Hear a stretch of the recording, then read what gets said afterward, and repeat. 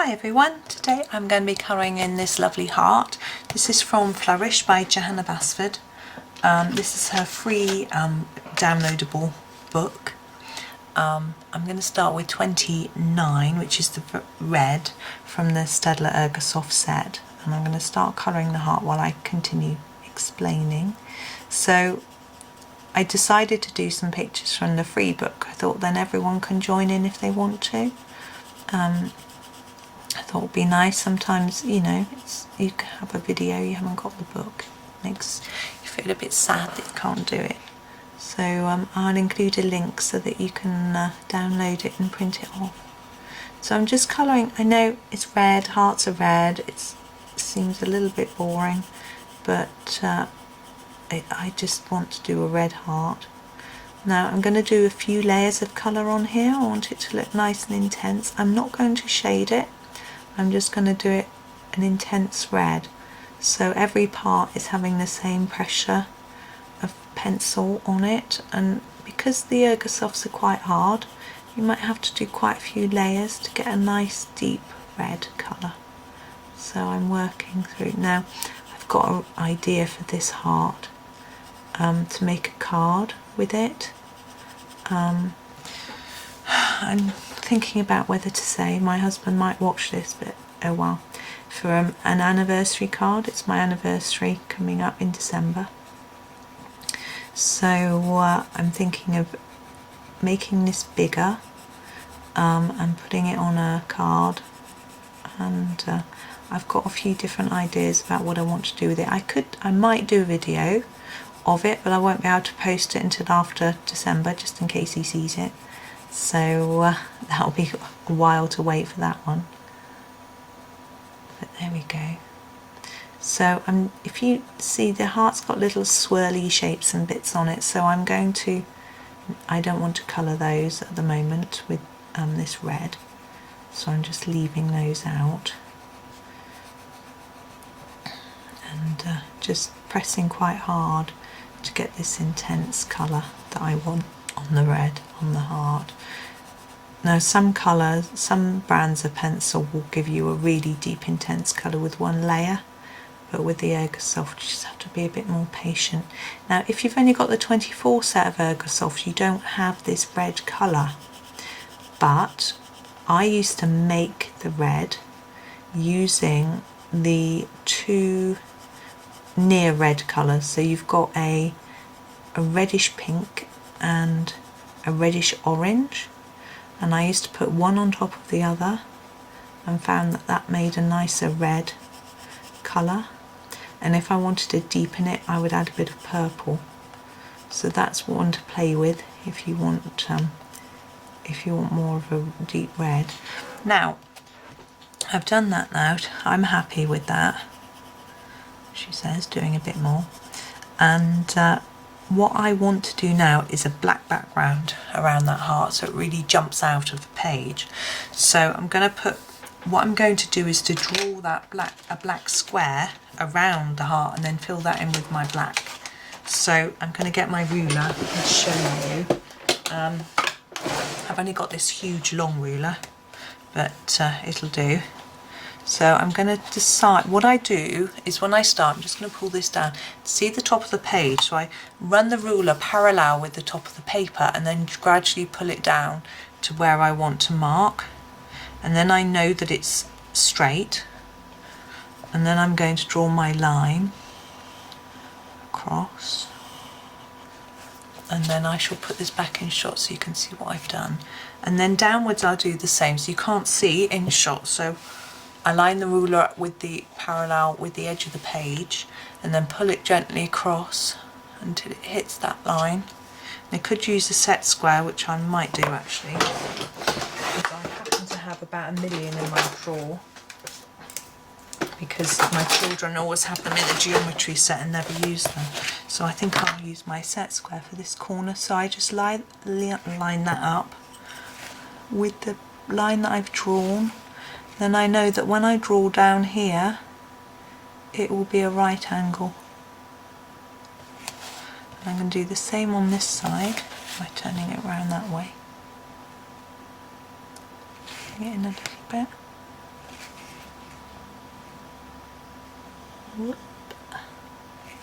Now the bottom's always tricky, you've got to make it line up and you need them to be parallel. So I'm going to use my ruler and do the trick that I used before. So use that and then gradually pull it down and then take the lowest line, draw across from there and just meet that up at the corner. There we go. Sorry, it's wonky. The camera is actually wonky, not my page. Right, so that's that, and now all this background needs to be filled in black. So I'm going to do it with my pencil, but it could be done with a pen and you get a more intense black colour. Now a felt tip pen could work. I find that or a marker, I find that they don't tend to go on very evenly, and it frustrates me a little bit that I can't get a nice even colour with that. So I tend to use a Posca. In fact, I'll show you my Posca and I might use it because it's going to be more effective than this black. So that's my blue Posca. Here he is. So this is the Posca that I use, and it is PC1MR and it's 0.7mm nib. I'll show you it. You have to shake it and pump the nib a little bit. So there's the size of the nib. You can see it's really teeny tiny, so it can get in between all these details. Actually, I'm going to persevere with my pencil. This is because if I use the Posca, it'll be wet. It takes a while to dry, particularly, and if I'm dragging my hand over it, colouring the rest, then I'll make a real mess. But also I find with the Posca, if I go over the line, so I'm very good at not staying in the lines, if I go over the line with the Posca, it will actually mark on top of the paint. Now that can be really handy if you want to add some shading on top of paint. I've done that in pictures before and it looks great, but I don't want that. I want this nice solid black colour. And so if I go over it with a different colour, like say my green for my leaves or whatever I might be doing, then it will spoil the look, so I will do it last. Now you can see that we've got a few bits of leaf here which are covering up. Now what you could do is colour up to there and then colour up to the line on the other side, and then you could put in a leaf, a stem if you wanted to. I noticed that Chris Cheng does that in her videos. She leaves a tiny gap and then colours in the stalk, so it's so you can still see it even though there's a background. But I'm just going to leave them. I think they look quite nice separate, like, because these hearts are separate as well, so I think they look quite nice. And you see, I'm not really using a particular technique for colouring this background. I'm doing sort of lines and all sorts of things, and it's because I think by the time we've got a thick layer of black, it won't really matter. You won't really see any paper through. It should be dark enough and intense enough to hide all that sort of lines and things. And if I'm really dissatisfied, I can just go over it in pen. Now this is the sort of idea that I'm going to do for the card that I'm thinking of, but my idea is, oh, I'll tell you, I just hope my husband doesn't watch. I tell him not to watch. My idea is to do a felt pen background in black, and as I say, I find it tricky to get it looking even, but that's okay because I'm going to do it in a similar way to how I did my Halloween sky. I'm not sure if you would have watched that video, but to put some pastel over the top. So I thought I could do some black pastel over the top to really make it look more solid, or I could do some white or pastel as well to sort of make a sort of misty effect or something like that. And then I was going to do the heart in a solid red and add some pastel on top of that, maybe some pink and some reds on top. It would be a real experiment, not something that I've tried before. but I thought it'd be fun to mess around with. Sounds really messy and fun as well, which is always good. So persevering away with this background. I'm pressing quite hard with my pencil to get it this intensely black. I know this paper can take a hard pressure, and there's nothing on the back anyway, so even if it did indent it, it wouldn't matter. You need to be careful when you're in a colouring book, because you don't know how.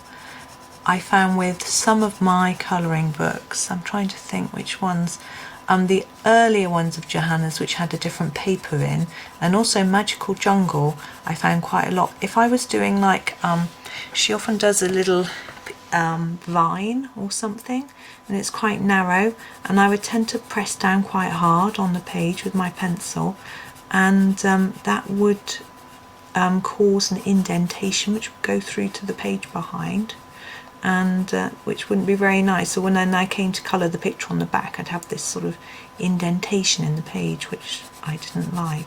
So you need to be careful if you're colouring in a book as to how much pressure you put down. I think it does help to have something behind the page to push down on. I find it's worse when you're on a page that's near the beginning or the end of the book, so you haven't got a lot to lean on. So sometimes I use, under here I've got my sketchbook, so I find that can be handy with a book as well, if you're at the beginning or end of a book, to pop it underneath the pages so you've got something nice to lean on. So that's a little tip for you. I mean, it doesn't have to be a sketchbook, of course. If you don't have a sketchbook, any sort of book, a sort of notepad or anything like that, you could use. Don't use a colouring book though, because you might indent the book, spoil the book, or anything that you're precious about. I've even seen people use magazines actually. It just depends what you've got lying around really. So coming to the end of this, just gone over the line. So what I tend to do is, once I've finished a background, is I keep out the pencils that I've used, or keep a note of the numbers and all the names or whatever, because I often feel like I want to go and touch it up at the end, because I might have not gone all the way up to the line, or once I've coloured in something it just doesn't quite look right or whatever. So just keep a note of the colours that you have used, because it could be really important later. So I tend to just leave those pencils slightly sticking out my tin, so that I can see which ones they are. Okay, I'm going to leave that for now. It does need more work. I'm just going to wait. I'm going to do a bit more. Now, the reason I did that was because I hadn't quite decided what colours to do or everything else, and the black will help me. So number 29, I'm going to go back, this is the red, to do these little hearts in the same colour. The red really stands out from the black. I like it. And then we've got to decide on all these other bits. Now the green, now I want quite a green that's really going to stand out. So I'm going to use this number 50. Oh, you probably can't see that. I find it's quite a neon look to the green, and it will really stand out from the black. Okay, now I think that's a leaf. There. I'm going to do them all the same colour. I'm still not shading anything, I'm just doing this quite blocky. That one got quite dirty from the black. Now all these leaves, yes, these are all leaves. Now what you could do, if you coloured over the stems, is you could go over the top in a green Posca pen, paint pen, and they would show up. Or you can just leave them loose like this. I'm going to go back to my black and fill in some of these bits that aren't done very well while I think about what to do with the flowers. Now I want to leave some of this white, and I'm thinking about, do I leave the decoration on the heart white? I quite like that, left white. or do I do the flowers white, which I also like white, but I don't want to leave it all white because I think it will look like I haven't bothered to finish colouring it. So I'm thinking about what to do. You could always put in the comments what you would do, what colours you would use. Now I'm going to use yellow for the centre of the flowers because that will really stand out again with this black. So that will help me a little bit, I think, decide on the other colouring of the rest of the page. So you can see now I've done this green, it really highlights the bits that I didn't do very well, so I can go back over them. But you can see that a background does take a lot of work, a lot of time, especially if you want one that's just one even colour, and this is why people use a pen, because it's much quicker. You just do the one layer and you're done. It's also less messy because this is quite smudgy. Right, I'm going to do the flower centres now. I'm going to use number 1. Now I could do a mixture of yellows, but I really am just going to stick with my very plain blocks of colour in this picture. Again, you see there's a bit of black is smudged into that one. I think it's smudged off my hand. Okay, so now I'm looking carefully, thinking, what am I going to do? I'm going to use, I've decided, I'll just put some pencils away. I'm going to go in with a lilac number 62, and I am going to do all of these bits in a very pale, I'm not pressing very hard, a very pale lilac colour. Now, I don't even know if that's really showing up on the camera. Hopefully you can see there's just a faint lilac colour on there. In fact, it looks a bit grey. I'm going to go over it in the darker purple, but I'm still going to keep it light. So this is number 6. And I'm just going to do, you can see I'm still keeping it really light, but it doesn't look so grey now. It might a little bit on the film because the lighting in here is a bit strange. The colours look a little bit odd. But here we go. Now the bit that's wrapped around the heart, I'm not going to do that the same colour as this because it overlaps. I think it should be a different colour, but these bits I'm thinking, I'm going to do this bottom one purple. I'm going to do it harder. Can you see I'm putting more pressure on and lighter towards the bottom. So I'm doing a little bit of shading on that one, and I'm going to use this pinky purple colour, the number 61, for these pieces here. Again, quite light. I don't want it too dark and intense colour. And this side.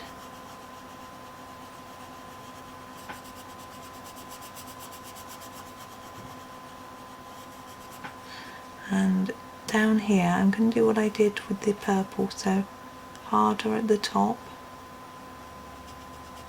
and lighter towards the bottom. There we go.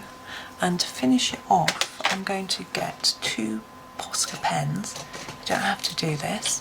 I'm going to get a red and a white, just shake them up a little bit, and I'm going to do some dots around the page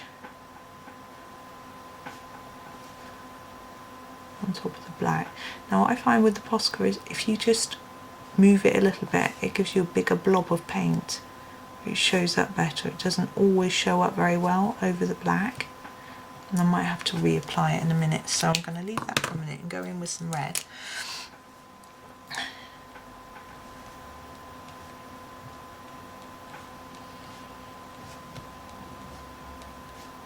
And you can see the white dots, you may not be able to see, have faded to a grey colour, and I'm actually going to go over the top of them again to hopefully make them stand out a bit more. May need to do this 2 or 3 times. Now some pencils don't do this. I find It does it with Prisma, I've noticed, with the colours that I've got in Prisma. I haven't got a full set, but it doesn't seem to do it with polychromos. So it's still faded to grey. So I'm going to use my jelly roll, and I find this one seems to work much better. So we'll see if I'm right. Might just want to prove me wrong today.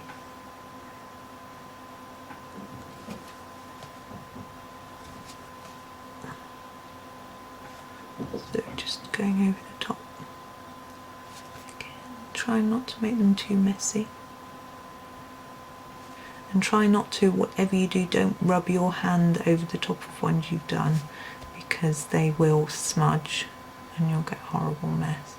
And if you do a white dot wrong and it's a big blob, you can scratch it off if you're very, very careful. With the fingernail, I would recommend. Don't try and use a scalpel or anything, cut your paper. But if you do a sort of smudged bit, it's much harder to remove it.